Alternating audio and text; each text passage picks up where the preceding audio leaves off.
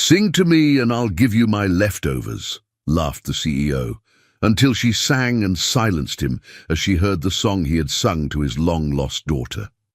Before we dive into the story, drop a comment below and tell us where you're watching from. Enjoy the story. The September evening air carried the scent of grilled salmon and fresh bread across the outdoor terrace of Chez Laurent, Manhattan's most exclusive restaurant. Richard Sterling sat alone at his usual corner table, the glow of string lights casting shadows across his weathered face. At 40, he commanded a business empire worth $300 million, yet tonight, like every Tuesday for the past 6 years, he dined alone. His phone buzzed constantly with urgent messages from his company, Sterling Industries, but Richard ignored them all. This was his ritual, his weekly attempt to remember what it felt like to be human, instead of just a machine that generated profit. He had barely touched his Dover soul when he saw her. A tiny figure emerged from the shadows between the restaurant's potted olive trees. The little girl couldn't have been more than 5 years old, her blonde hair matted and dirty, her clothes a faded pink dress that had seen too many nights on the street, hanging loosely on her skeletal frame. She approached his table with the careful steps of someone who had learned to expect rejection. "Mister," she whispered, her voice barely audible above the restaurant's ambient chatter, "I'm really hungry. Could I have some of your food?" The other diners turned to stare, their expressions ranging from disgust to pity. A waiter rushed over, clearly intending to remove what they saw as an unwelcome intrusion on their upscale dining experience. Richard held up his hand, stopping the waiter in his tracks. Something about the girl's eyes, bright blue, like sapphires against her dirt-smudged face, made him pause. They reminded him of... No, he wouldn't let his mind go there. Not tonight. "What's your name, little one?" he asked gently. "Sarah," she replied, clutching a small, worn teddy bear to her chest. Richard studied her for a moment, then leaned back in his chair. A cruel smile played at the corners of his mouth, the same coldness that had made him legendary in boardrooms across the country. "Sing for me," he said, his voice carrying the authority of someone accustomed to being obeyed, "and I'll give you my leftovers." Sarah's eyes widened, not with offense, but with something that looked almost like recognition. She clutched her teddy bear tighter and, without hesitation, opened her mouth. "Twinkle, twinkle, little star," she began, but then something extraordinary happened. Instead of the traditional melody, she sang it to a tune Richard had never heard anyone else use, a gentle, haunting variation that he had created himself years ago during late nights when he would rock his baby daughter to sleep. The words continued, but Richard could no longer hear them over the thundering of his own heartbeat. The restaurant, the other diners, the entire world seemed to fade away, as Sarah's small voice carried the exact melody he had sung to Emma every night for the first 5 years of her life. The melody he had never sung for anyone else. The melody he had never taught to anyone else. The melody that had died with Emma 6 years ago, the night she vanished from their home without a trace. Richard's hands trembled as he gripped the edge of the table, his knuckles white against the pristine white tablecloth. This was impossible. There was no way this street child could know Emma's song. Unless... Sarah finished singing and looked at him expectantly, unaware that she had just shattered the carefully constructed walls Richard had built around his heart. Her blue eyes, Emma's eyes, held a mixture of hope and fear as she waited for his response. "Where?" Richard's voice cracked, and he cleared his throat, struggling to maintain his composure. "Where did you learn that song, Sarah?" The little girl tilted her head, considering the question with the seriousness of someone far older than her years. "I don't remember, mister. I always knew it. It makes me feel safe." As Richard stared into Sarah's face, his world tilted on its axis, and he realized that everything he thought he knew about his life was about to change forever. Richard's hands trembled as he signed the restaurant bill, his elegant Mont Blanc pen leaving shaky marks across the leather check presenter. His mind reeled with possibilities he didn't dare believe, each one more devastating and hopeful than the last. Sarah stood beside his table, swaying slightly from hunger, her small fingers clutching that worn teddy bear like it was the only solid thing in her world. The other diners continued their evening conversations, but Richard could feel their sideways glances, their whispered judgments.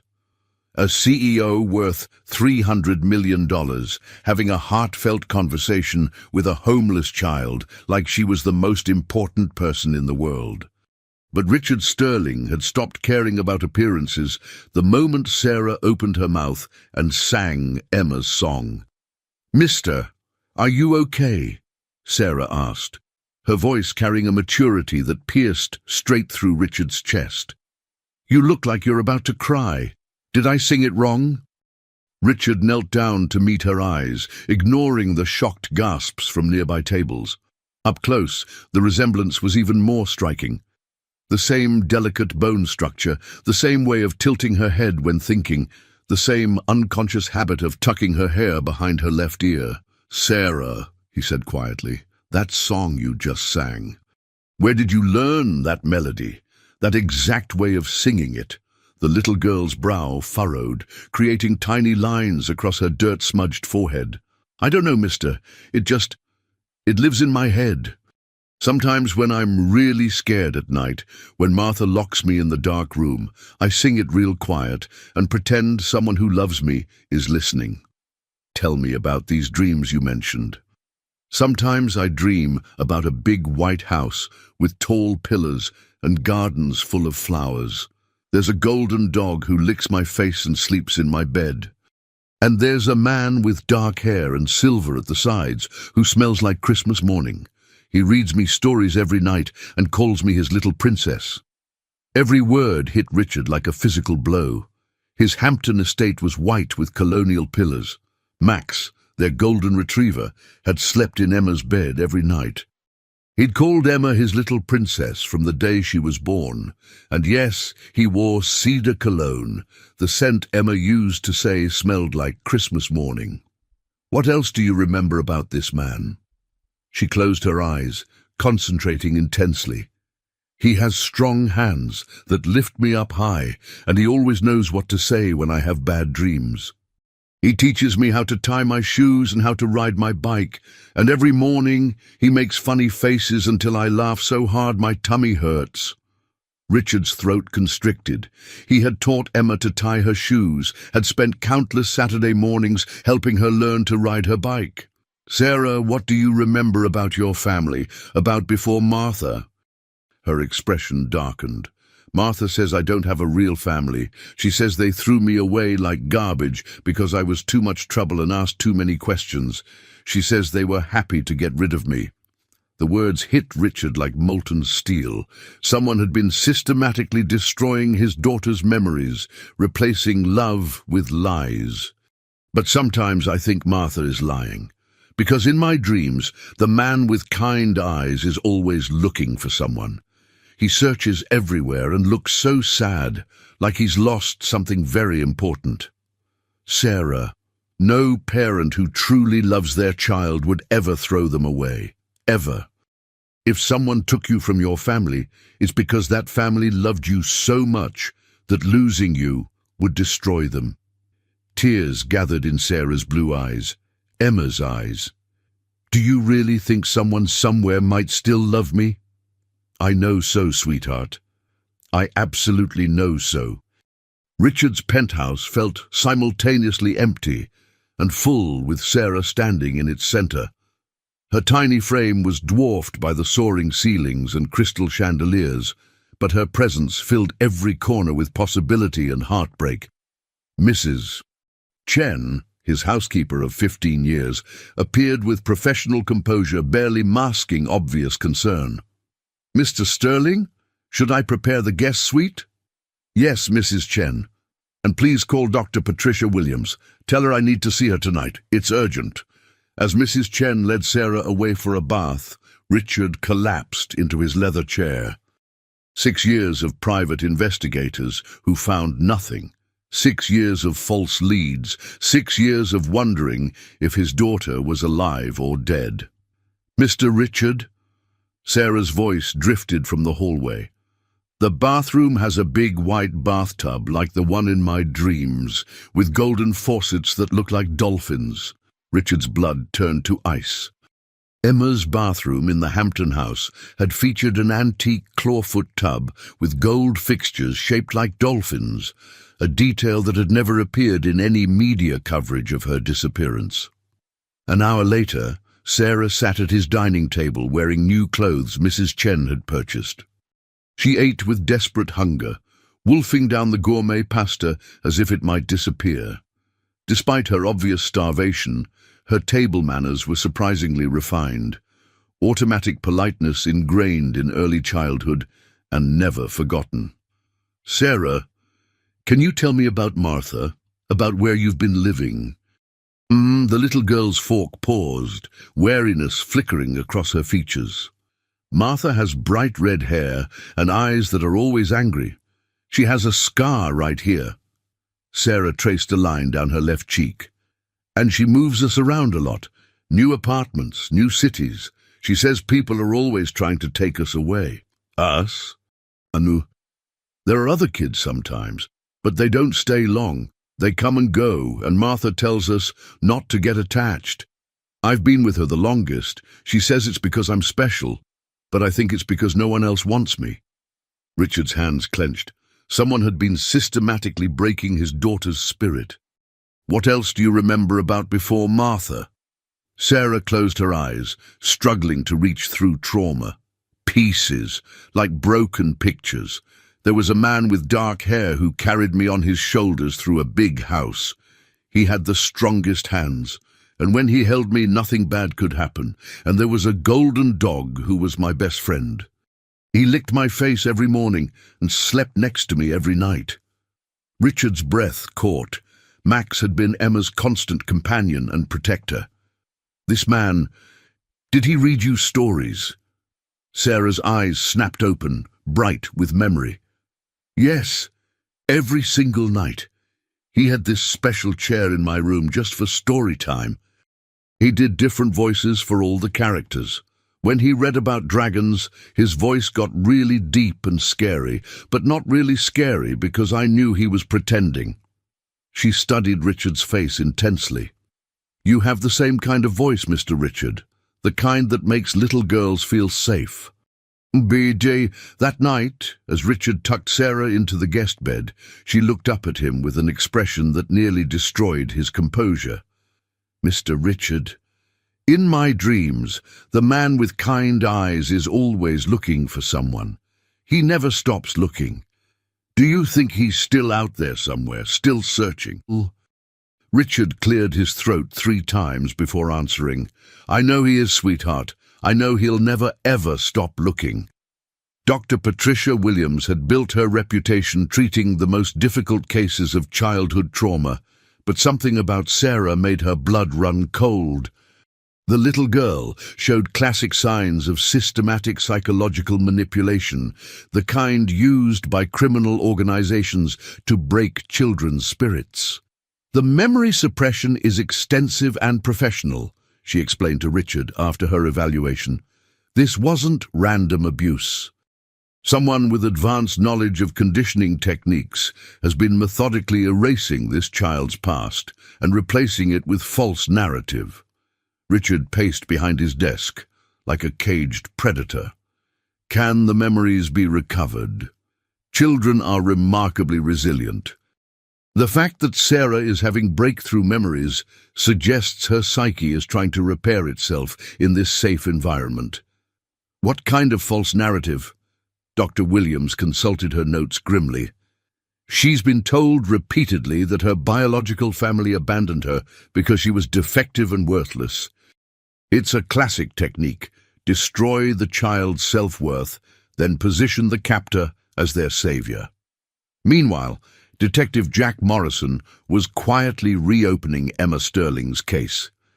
The original investigation had gone cold within months. No ransom demands, no witnesses, no physical evidence. Emma had simply vanished. Child abductions usually fall into predictable patterns, Morrison explained to Richard. Family disputes, stranger danger, trafficking operations, they all have signatures we can track.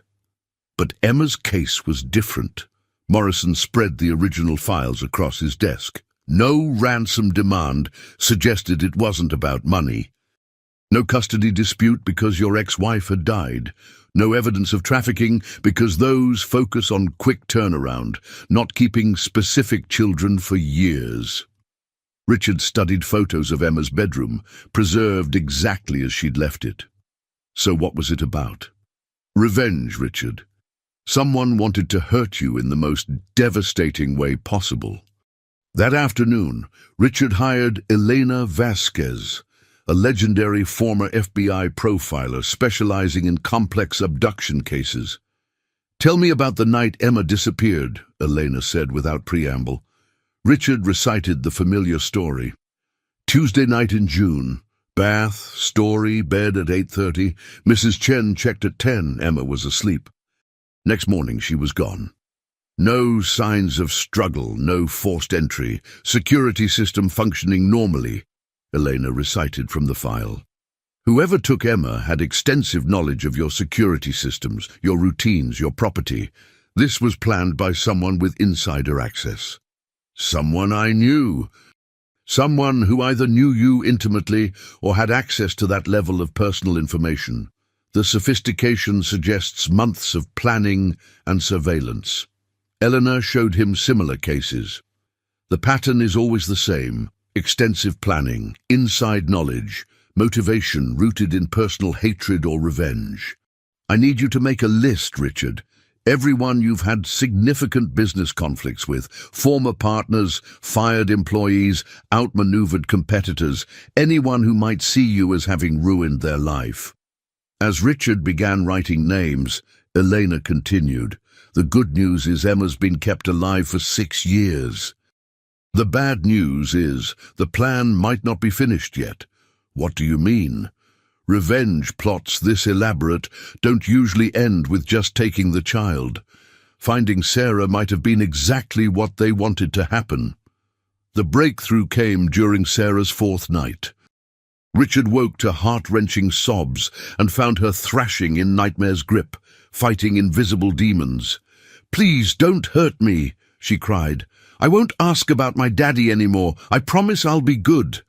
"Sarah, wake up. You're safe." Richard gathered her into his arms, feeling her tiny body shake with terror. "You're safe now." I dreamed about the punishment room again.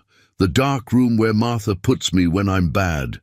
She says asking questions about my real family is the worst kind of bad." Richard's jaw clenched. "What kind of questions did you ask?" "I used to ask about the man in my dreams, about why I remembered someone who smelled like Christmas and read me stories. But every time I asked, she got angrier." Sarah looked at him with blazing courage. "Martha said my real parents threw me away because I asked too many questions. But sometimes I hear her on the phone talking to someone she calls boss, and she sounds scared, Mr. Richard, really scared." "What does she say?" "Things like, 'The package is secure and no one suspects anything.' And once, when I was sick with fever, I heard her say something about keeping me alive until he was ready for the final phase." Richard's blood turned to ice. Sarah wasn't just a victim, she was a weapon being held in reserve. The next morning, Dr. Williams brought art supplies for specialized memory recovery techniques. "Draw me the safest place you can remember," she said. Sarah drew intensely, creating an image that made Richard's chest tighten. The drawing showed a little girl in a frilly bed, surrounded by stuffed animals. A tall man sat reading from a book. In the corner, a golden dog lay on a circular rug. Through a window, White pillars and gardens were visible. "This is my real room from before the bad people came," Sarah explained. "The man is reading The Princess and the Dragon, my favorite story. That's Maxie, my very best friend, who slept in my bed every night." Richard could barely breathe. Max had been Emma's constant companion. What happened to this safe place? Sarah's face darkened. "Bad people came at night.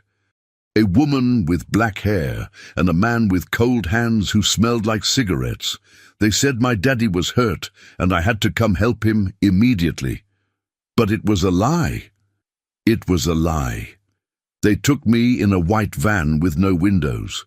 When I cried for my daddy, the woman gave me medicine that made everything fuzzy.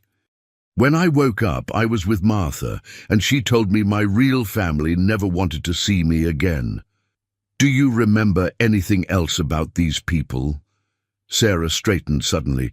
"The woman kept talking on her phone. She kept saying, 'Yes, Mr. Victor, and the package is secure, Mr. Victor.' Victor Castellanos, Richard's former business partner. His former friend, the man he had destroyed just 2 years before Emma's disappearance. As pieces fell into place, Richard felt cold rage settle over him like armor. Victor hadn't just stolen his daughter. He'd tortured her, broken her, made her believe she was unloved. But he'd made one crucial mistake. He'd kept Emma alive, which meant Richard could find her captors and make them pay for every single day of suffering. The name Victor Castellanos hung between them like a death sentence. Richard stared at Detective Morrison and Elena Vasquez, feeling the final pieces of a horrifying puzzle clicking into place with trap-like precision. "You're certain Sarah heard that name?" Morrison asked. "Absolutely certain," Richard replied with deadly quiet. "Victor Castellanos was my business partner and closest friend for 8 years. We built Sterling Castellanos Industries together from nothing. 2 ambitious men with big dreams and ruthless drive." Elena pulled up Victor's file. Victor Castellanos, age 53, multiple arrests for fraud, conspiracy, money laundering. Last known address was a compound in the Catskill Mountains, but he's been off radar for 18 months. "What happened between you two?" Richard's hands clenched into fists. "Victor got greedy. Started skimming money, making secret deals with competitors, selling company information. When I discovered it, I confronted him privately, gave him a chance to make things right. But he didn't take it. He laughed in my face, said I was a fool if I thought he'd let me control him forever. When I refused his demands, he tried to orchestrate a hostile takeover using stolen information and forged documents." Elena's fingers flew across her keyboard, pulling up news articles. "So you destroyed him?" "Completely. I exposed his embezzlement, his fraudulent dealings, his attempts to steal proprietary technology. I bought out his shares for pennies and made sure every major corporation knew Victor Castellanos could never be trusted." Richard's expression was stone cold. Within 6 months, he'd lost his company, his fortune, his reputation, and his family. His family? His wife divorced him and took their son to California when criminal charges started piling up. She said she couldn't trust a man who would betray his closest friend. Richard paused. "The last time I saw him was in court. He swore he would make me pay for taking away everything he cared about." Morrison was coordinating with state police. "A man desperate enough to orchestrate 6 years of psychological torture won't hesitate to eliminate witnesses." "There's something else," Sarah said quietly from the corner. "I remember more about the compound now. Martha took me there sometimes when the boss wanted to see me." Eleanor knelt to Sarah's level. "Can you tell us what you remember?" "It's like a fortress in the mountains, with high stone walls and metal gates. There are guards with guns and mean dogs. The main building is huge and dark, with lots of echoing rooms, and there are other children there, lots of them." Richard's heart clenched. "Other children? Kids of all ages, from little ones to teenagers, they're all scared and sad, and they don't talk much because talking gets you in trouble. Eleanor's face had gone pale. Did you ever see the boss, the man Martha called Mr. Victor? Sarah nodded, fear in her eyes. A few times. He's tall and thin, with grey hair and cold eyes that look right through you. He always wears expensive suits, but there's something rotten underneath. She gathered courage before continuing. He would look at me without saying anything, then tell Martha things like Phase 1 is proceeding perfectly, and he's suffering exactly as planned. Once I heard him say when Phase 2 began, I would finally serve my true purpose. The room fell silent as implications sank in. Victor's revenge plot was far from over. He's planning something else, Elena said grimly. Something that requires Emma back in your life first. Richard stood up, his face set in hard determination. Then we find him before he can put Phase 2 into motion. We get to that compound and rescue those children.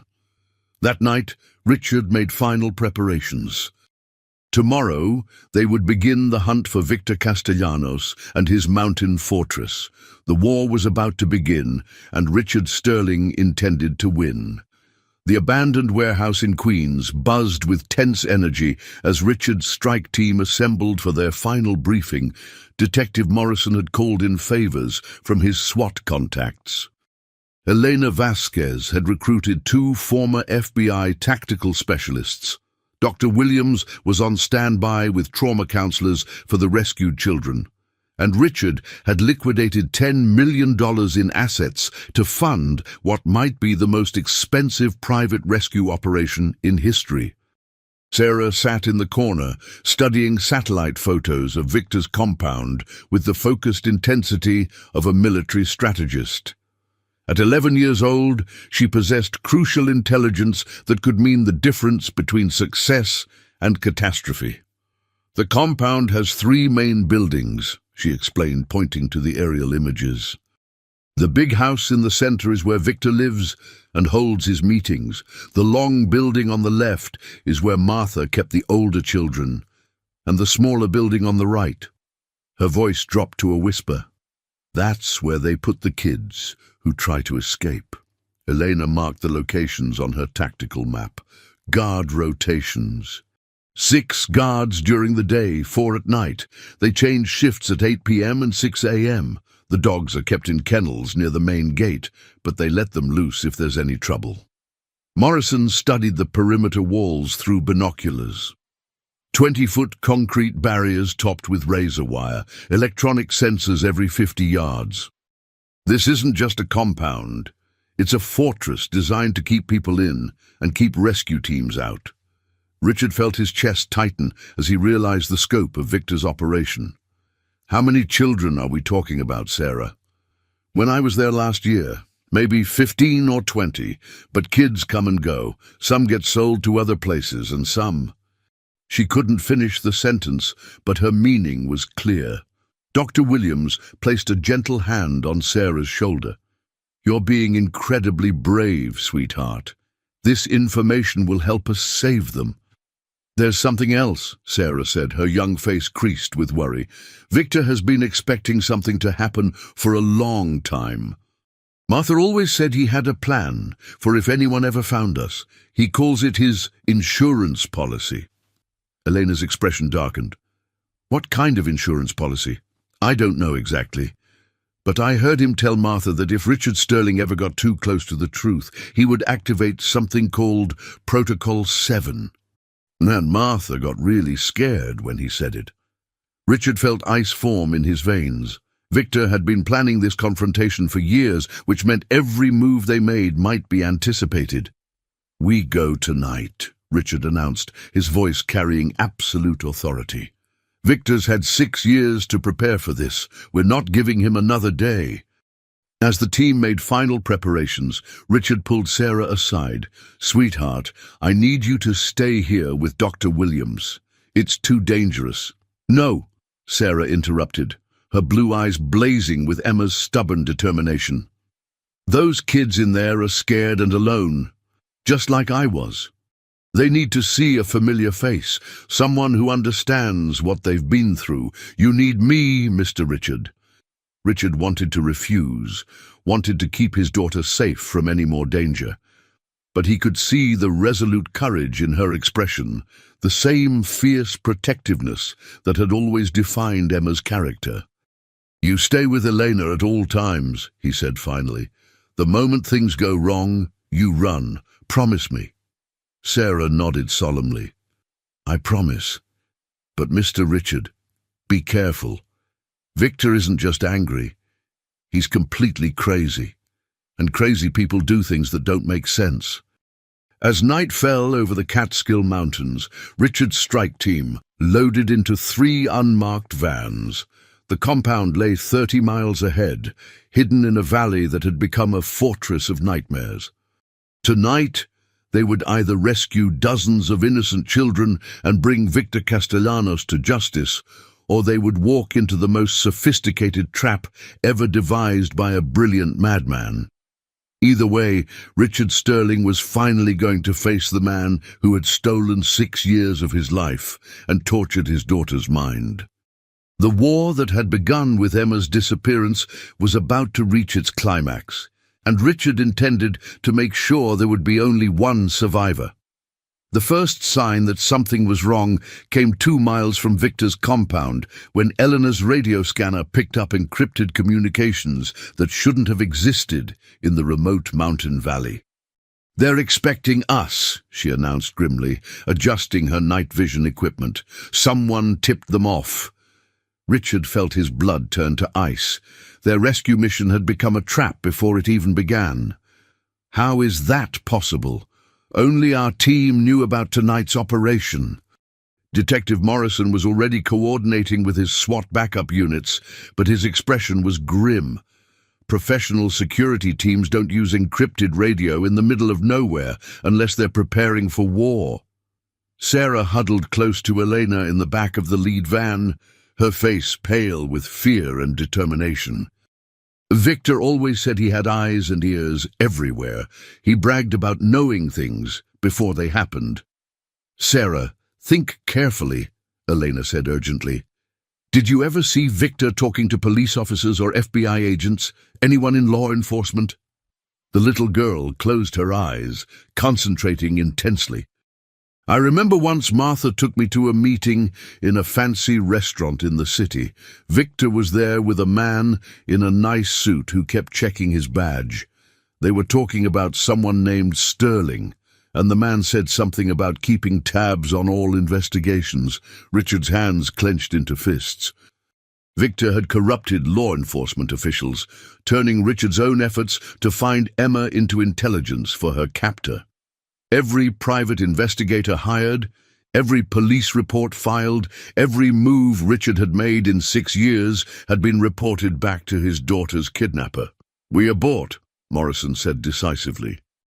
"If they know we're coming, this becomes a suicide mission." "No," Richard replied, his voice deadly quiet. "Those children have been prisoners long enough. We adapt, but we don't abort." Elena studied her tactical maps with renewed intensity. "The original plan assumed surprise. Without that advantage, we need to think like Victor thinks. He's expecting a frontal assault on the main gate, so we give him something else." "What do you mean?" "We split into 3 teams. Morrison leads a diversionary assault on the front gate, lots of noise and light to draw the guards. I take the explosives team to breach the north wall where the children's dormitories are located. And you, Richard, go in through the back entrance Sarah described." Sarah's eyes widened with sudden understanding. "The service tunnel. Martha showed it to me once. It connects to the basement of the main house. Victor uses it to move kids without the guards seeing. That tunnel is our ace in the hole," Elena continued. "While Victor's focused on the frontal assault, you get inside and confront him directly, force him to surrender or neutralize him before he can implement his Protocol 7. Richard nodded grimly. After 6 years of hunting, he would finally face Victor Castellanos in single combat. "What about Sarah?" "She comes with me." The children won't trust strangers, but they'll trust her. She's the key to getting them out safely. As they approached the compound's perimeter, Richard could see armed figures moving behind the walls, dogs patrolling the grounds, and searchlights sweeping the surrounding forest. Victor had indeed transformed his mountain retreat into an impregnable fortress. "Remember," Elena said as they prepared to separate, "Victor's had years to plan this confrontation. He'll have contingencies we haven't thought of, escape routes we don't know about. Don't let pride or anger cloud your judgment, Richard. Your daughter needs you to come home alive." Sarah grabbed Richard's hand before he disappeared into the tunnel entrance.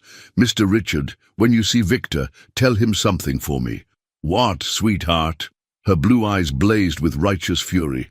"Tell him he forgot something important when he tried to break me. He forgot that I have my daddy's strength, and sterling women don't stay broken." As Richard squeezed through the narrow service tunnel, Sarah's words echoed in his mind. She was right. Victor had underestimated the power of love, family, and the unbreakable bond between a father and daughter. But as he emerged into the basement of Victor's fortress, Richard realized his old partner had one more surprise waiting. The basement wasn't empty. It was filled with explosives, enough to level the entire compound and everyone in it. Victor Castellanos wasn't planning to escape if his revenge plot failed. He was planning to take everyone down with him in a final act of apocalyptic fury. Protocol 7 wasn't an insurance policy, it was a doomsday device. The explosion that rocked the compound's north wall sent shockwaves through the mountain valley, shattering windows and setting off car alarms in towns 20 miles away. Elena's breaching charge had worked perfectly, punching a 15-foot hole through Victor's supposedly impregnable fortress wall. But as Richard emerged from the service tunnel into the main house's basement, he could hear automatic gunfire erupting from multiple directions. The rescue mission had become a full-scale battle, with frightened children caught in the crossfire between their rescuers and their captors. "Phase 1 complete," Elena's voice crackled through his earpiece. "We have visual on the children's dormitory, counting at least 18 kids, ages 5 to 16. But Richard, we've got a problem." "What kind of problem?" "The dormitory is booby-trapped. Motion sensors connected to what looks like industrial explosives. If we try to enter without the disarm code, this whole building goes up with the kids inside." Richard's blood ran cold as he climbed the stairs toward Victor's private offices. His old partner hadn't just planned to kill intruders. He'd rigged the entire compound to explode if anyone attempted a rescue. The children weren't just prisoners. They were human shields in a madman's final gambit. At the top of the stairs, Richard found himself in an opulent hallway lined with oil paintings and Persian rugs. The contrast between luxury and the horror happening in the dormitories below was obscene. Victor Castellanos had built himself a palace on the suffering of innocent children. "Hello, Richard." The voice came from behind him, cultured and calm despite the chaos erupting outside. Richard turned slowly, his hand moving instinctively toward the pistol Elena had given him. Victor Castellanos stood at the far end of the hallway, dressed in an expensive suit as if he were attending a board meeting rather than commanding a fortress under siege. He looked older than Richard remembered. His hair had gone completely grey, and his face was marked by lines of bitterness and obsession. But his eyes still held the same cold intelligence that had made him a formidable business partner and an even more dangerous enemy. "You look surprised to see me, old friend," Victor continued, his voice carrying a twisted affection. "Surely you didn't think I'd flee when my masterpiece was finally being appreciated. Let the children go, Victor. Your fight is with me, not with them." Victor laughed, a sound like breaking glass. "Oh, Richard, even after all these years, you still don't understand. This was never about fighting you. This was about destroying you so completely that you'd beg me to end your suffering. You've had your revenge. Emma's been missing for 6 years, I've lived in hell every single day. Isn't that enough?" "Enough!" Victor's expression twisted with rage. "You took everything from me. My company, my fortune, my family, my reputation. My own son won't speak to me because you convinced the world I was a criminal. So I decided to show you what real loss feels like." Richard kept his distance, watching for any sign of movement or hidden weapons. "So you kidnapped my 5-year-old daughter and tortured her mind for 6 years? That's your idea of justice?" "Justice?" Victor's laugh became maniacal. "This isn't about justice, Richard. This is about art, the art of perfectly calibrated revenge. Do you know how long it took to plan Emma's abduction? How many variables I had to account for? How much it cost to buy the right people in law enforcement?" The admission hit Richard like a physical blow. "You had inside help from the beginning." "Of course I did. How do you think I knew about your security systems? Your family's routines, Emma's schedule? Detective Phillips in your local precinct has been feeding me information for 4 years. Every private investigator you hired, every lead you followed, every desperate hope you clung to. I knew about it all." Dun dun. The sound of automatic weapons fire grew closer, and Richard could hear Morrison's voice on the radio coordinating the assault on the front gate. But Victor seemed completely unperturbed by the battle raging around his fortress. "You're wondering about the explosives in the dormitory," Victor said, noting Richard's expression. "Wondering how you're going to save those precious children without the disarm code? Well, I have a proposition for you, old partner." Victor pulled out a small device that looked like a garage door opener. "This is the master controller for every explosive device in this compound. Press the red button and everything goes up in flames. Press the green button and the children's dormitory is unlocked safely. What do you want?" Victor's smile was pure malevolence. "I want you to choose, Richard. Save the children or save your daughter, because in exactly 10 minutes, I'm activating a special surprise I prepared for little Emma. She's about to discover that her loving reunion with Daddy was just another phase in my grand design." Richard's blood turned to ice. "What are you talking about?" "Sarah is with Elena at the perimeter." "Is she?" Victor held up a tablet showing security camera feeds from around the compound. On the screen, Richard could see Sarah being led through a side entrance by a woman with red hair and a distinctive scar on her cheek. Martha. Somehow, Martha was alive and had infiltrated the rescue team. "You see, Richard, death is sometimes preferable to betrayal. I faked Martha's death because I needed you to believe the trail had gone cold. She's been watching your penthouse, waiting for the perfect moment to reclaim my most valuable asset." Richard's world spun as he realized the scope of Victor's deception. "Where is she taking Sarah?" "To the chapel, of course, the most beautiful room in my compound, where I've prepared a very special ceremony. In 10 minutes, your daughter will finally understand her true purpose in my grand design. Unless, of course, you choose to save these other children instead." Victor gestured toward the tablet, which now showed the dormitory full of terrified children huddled against the walls. "Choose wisely, old friend. You can't save them all." Richard's hands trembled as he stared at the tablet screen, showing Sarah being led toward what Victor called the chapel. The little girl who had survived 6 years of psychological torture was walking into the final phase of a madman's revenge plot, and Richard was powerless to stop it. "You're insane," he whispered, but Victor's expression showed only cold satisfaction. "Am I? Or am I the only person in this situation thinking clearly?" Victor moved to the window, gazing out at the battle raging in his compound with the detached interest of someone watching a movie. "You see, Richard, you've always been so focused on the obvious that you miss the subtle artistry of true genius." "What are you talking about?" Victor turned back to him, his eyes blazing with triumph. "You think this is about revenge for the business? You think I spent 6 years orchestrating this elaborate plot because you outmaneuvered me in a corporate takeover? The way Victor said it made Richard's blood run cold. There was something else, something darker and more personal than business rivalry. Then what is this about?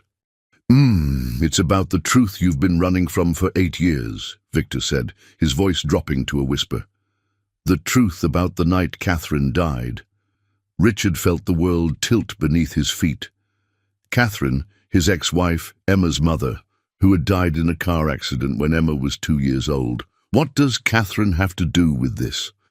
Everything, my old friend. Because you see, Catherine didn't die in an accident. Victor's smile was pure malevolence. She was murdered, and the man who ordered her death is standing right in front of me. You're insane. Catherine died when her car went off the bridge during that storm. The police investigated what I paid them to investigate. Detective Phillips wasn't my first corrupt cop, Richard. He was just the most recent. Victor pulled out his phone, showing Richard a series of photographs. The images showed a younger Victor meeting with a man in a mechanic's coveralls, money-changing hands, and what looked like tampering with a car's brake system. Catherine was going to leave you, Richard. She'd found out about your affairs, your lies, your complete lack of concern for anyone but yourself.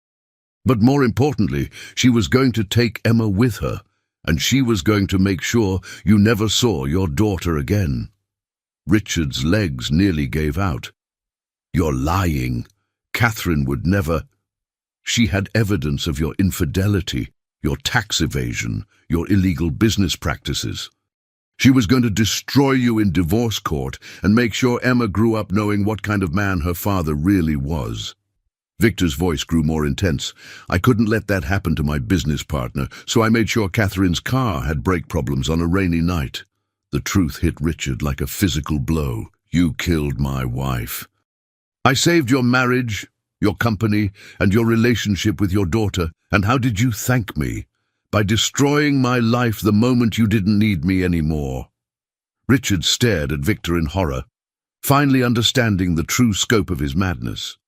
Emma isn't just a weapon in your revenge plot. She's the daughter you never deserved to have, the daughter you only got to keep because I murdered her mother. Victor's expression was triumphant. Every bedtime story you read her, every birthday party you threw, every moment of father-daughter love you experienced, all of it was built on the foundation of my crime. The sound of gunfire grew closer, but Richard barely heard it over the thundering of his own heart. Why are you telling me this now? Because in 5 minutes, Martha is going to tell Emma the same story. Your daughter is going to learn that her beloved daddy only got to raise her because his business partner killed her mommy. And then she's going to have to choose. Victor held up the detonator again, his finger hovering over the buttons. Choose to forgive you and die with the knowledge that love built on murder is meaningless. Or choose to hate you and spend the rest of her life knowing she abandoned her father when he needed her most. Richard's vision blurred with rage and despair. You bastard, she's just a child. She's the child I gave you by killing her mother, and now I'm taking her back. Victor's smile was pure evil. Unless, of course, you want to make a trade. Your life for hers. Walk to that window, Richard, and throw yourself off the 3rd-floor balcony. Die the way Catherine should have died, quickly and dramatically, and I'll let Emma live with the knowledge that her father loved her enough to sacrifice himself. Through the window, Richard could see the chapel where Sarah was being held. The building was at the far end of the compound, surrounded by Victor's guards and impossible to reach in time. Or, Victor continued, you can try to save her yourself. Fight your way through my fortress, battle my guards, and probably get both of you killed in the process. But at least you'll die with the illusion that you're a hero, instead of a man whose happiness was built on his wife's murder. Richard closed his eyes, feeling the weight of 8 years of guilt and 6 years of desperate love crushing down on him. Victor was right about one thing. Every moment of joy with Emma had been tainted by Catherine's death. But he was wrong about something else. "You made one mistake, Victor," Richard said quietly. "What's that?" Richard opened his eyes, and Victor saw something there that made him step backward. "You told me the truth about Catherine. And now I have nothing left to lose." Richard lunged forward, grabbing for the detonator as Victor tried to retreat. The two men crashed into the expensive furniture, fighting desperately for control of the device that could save or kill dozens of innocent children. Outside, the battle for Victor's fortress continued. But inside the main house, the real war was just beginning. The detonator flew across the room as Richard and Victor crashed through the office furniture, 8 years of business rivalry and personal hatred exploding into savage physical combat. Victor was older and thinner, but desperation gave him strength as he clawed at Richard's eyes and throat. "Elena!" Richard shouted into his earpiece as he wrestled with Victor. "Sarah's in the chapel. Martha has her." "Copy that." Elena's voice crackled back, nearly drowned out by automatic weapons fire. "But Richard, we've got bigger problems.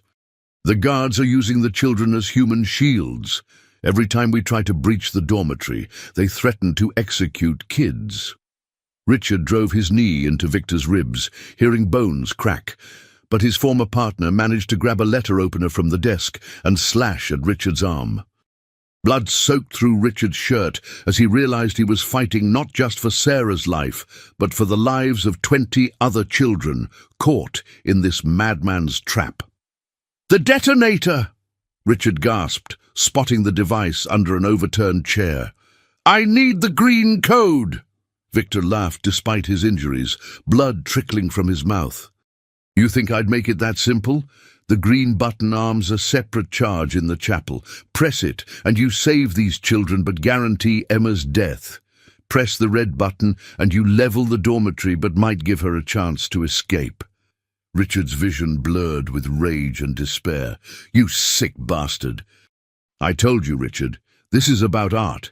The art of impossible choices, just like the choice I made 8 years ago when I decided Catherine had to die for the greater good of our business partnership." The sound of approaching footsteps echoed in the hallway. Victor's guards were coming, drawn by the sounds of their boss fighting for his life. Richard had seconds before this became a firefight he couldn't win. "Elena," he said urgently, "I'm going for Sarah. Whatever happens to me, get those kids out." "Richard, no, it's suicide." But Richard had already grabbed Victor's pistol from the desk drawer and was heading for the balcony. The chapel was 300 yards away, across an open courtyard filled with armed guards, attack dogs and searchlights. In his business suit and dress shoes, bleeding from multiple cuts, he looked more like a suicide bomber than a rescue hero. "This is for Catherine," he told Victor as he prepared to leap from the balcony. "Wait!" Victor struggled to his feet, his face twisted with pain and something that might have been regret. "You want the truth about the detonator? There is no green button code. Both buttons trigger explosives. I never intended for anyone to survive this night." Richard stared at him in horror. "Then how do I save them?"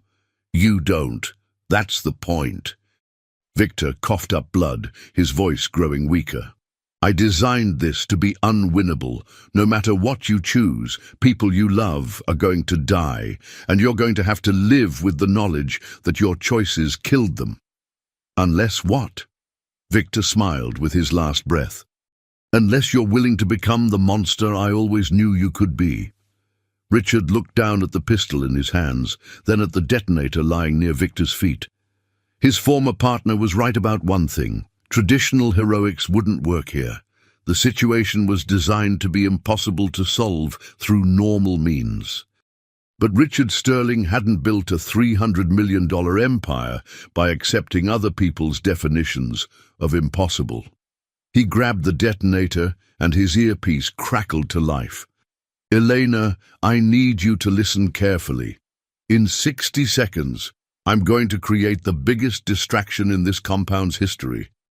When you hear the explosion, you move. Get those kids out of the dormitory and don't look back. Richard, what are you planning? I'm planning to cheat. Richard smiled grimly as he prepared to implement a strategy that would have made Victor proud and horrified at the same time. Sarah once told me that sterling women don't stay broken.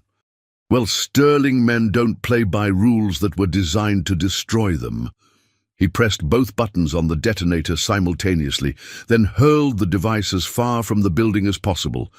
If Victor's trap was designed to kill everyone no matter what choice was made, then Richard would make sure there was no choice at all.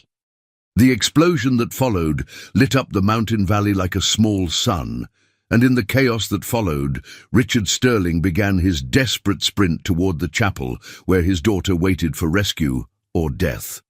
The final battle was about to begin. Richard's lungs burned as he sprinted across the compound's courtyard, dodging falling debris from his improvised explosion while automatic weapons fire echoed from every direction. The chapel loomed ahead through the smoke and chaos, its stained glass windows glowing like jewels against the night sky. Behind him, he could hear Elena's voice shouting orders as the rescue team evacuated children from the destroyed dormitory. His desperate gamble had worked. By destroying Victor's detonator completely, he'd triggered the compound's emergency evacuation protocols, automatically unlocking all the secured doors. But Sarah was still trapped in the chapel with Martha, still about to learn the devastating truth about her mother's murder. Richard crashed through the chapel doors just as Martha raised a pistol toward Sarah's small head. The red-haired woman spun toward him, her scarred face twisted with rage and desperation. "You're too late, Sterling," she screamed. "She knows the truth now. Your precious daughter knows what kind of monster her daddy really is." Richard's heart shattered as he saw Sarah's expression. The little girl sat on the chapel's front pew, her blue eyes wide with shock and betrayal. She'd heard everything. About Catherine's murder, about Victor's twisted plot, about how every moment of father-daughter love had been built on her mother's grave. "Emma," Richard said softly, using her real name for the first time since finding her. "Sweetheart, let me explain." "My name is Sarah," she cried, tears streaming down her face. "Emma's daddy would never let someone hurt her mommy. Emma's daddy was good and kind and safe," Martha laughed cruelly. "You see? She understands now. The man who raised her is a lie. Everything she thought she knew about love and family was built on murder and betrayal." Richard dropped his weapon, moving slowly toward his daughter with his hands raised. "You're right, Emma. I failed your mother. I failed you. Victor killed Catherine because of my choices, my mistakes, my selfishness." Sarah's lower lip trembled, but her voice was strong. "Then why should I trust you now?" The question hung in the air like a physical weight. Richard knelt down to her level, ignoring Martha's gun pointed at his head. "Because," he said quietly, "for 6 years, every single day, I looked for you. I never stopped believing you were alive. I never stopped loving you. And when I found you singing our song at that restaurant, my heart remembered what it felt like to be whole again. But you let Victor kill my mommy. I did, and I'll carry that guilt for the rest of my life." Richard's voice broke.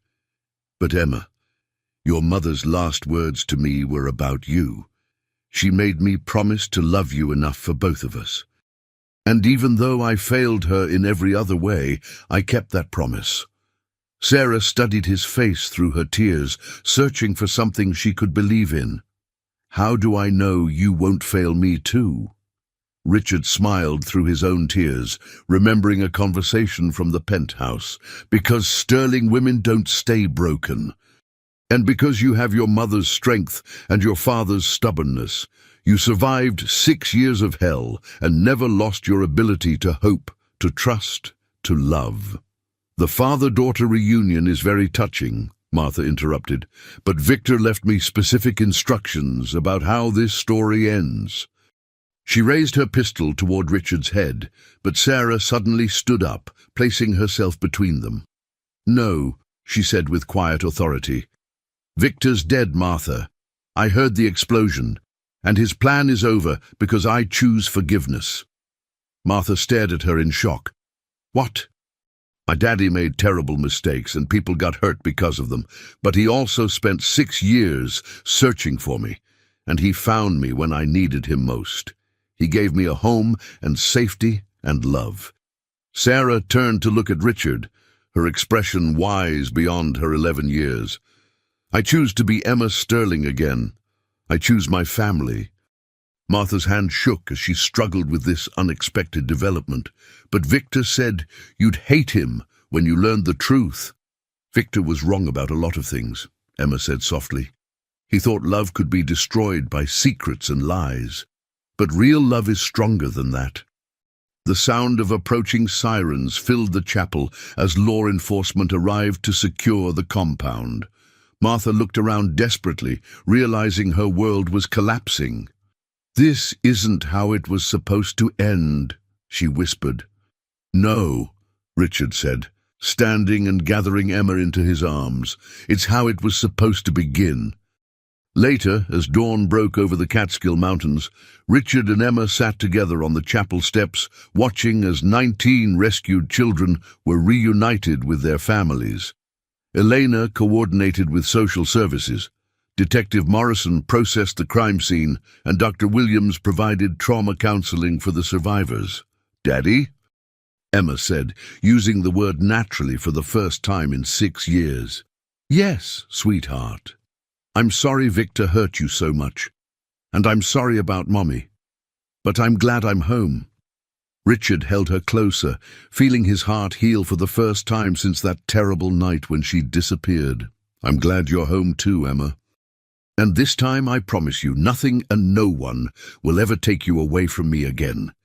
As they sat together watching the sunrise paint the mountains in shades of gold and pink, Richard realized that Victor's final gift had been unintentional. The truth. No more secrets, no more lies, no more guilt poisoning their relationship. They would build their future on honesty, forgiveness, and the unbreakable bond between a father and daughter who had found their way back to each other against impossible odds. The nightmare was finally over. The healing could begin.